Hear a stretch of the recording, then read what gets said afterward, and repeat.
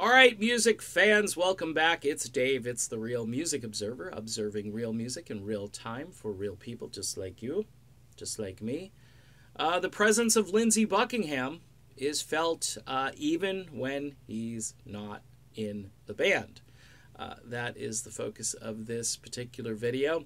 This harkens back to why I think Dennis DeYoung should be in the band Styx, because every time Styx goes out, they're playing all of these songs that were produced, arranged, or written, or co-written by Dennis DeYoung.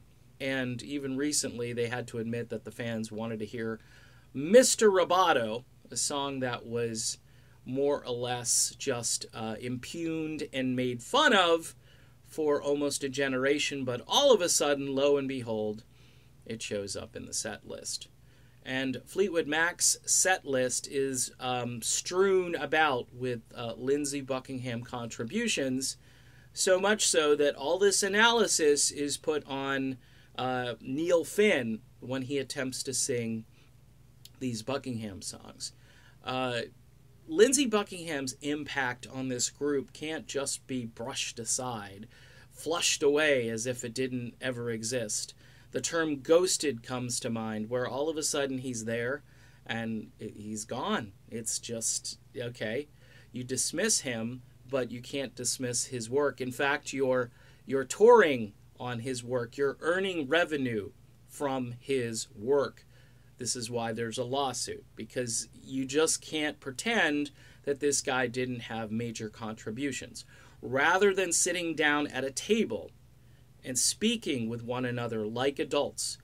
You know, this guy, I think, Lindsey, would have said, hey, what is it that you are having problems with here? Because he's acquiesced all over the place. He acquiesces when it comes to songwriting to accommodate Stevie and others in the group. He inspires, like Christine McVie. With last year's album, he was just a tremendous help, but he was also an inspiration and a creator.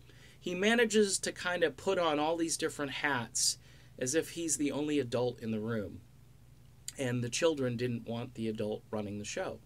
That's pretty much the bottom line here. So, fine. All of the haters, go ahead, go see Fleetwood Mac.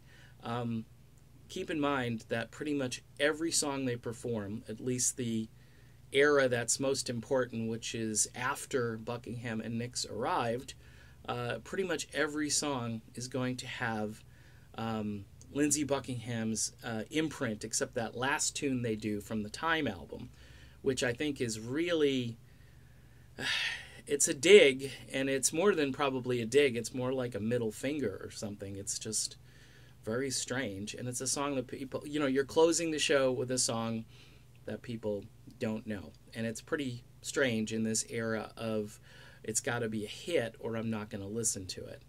All right, done with this video. Just a quick reminder that Lindsey Buckingham is there, even though he's not. See you soon.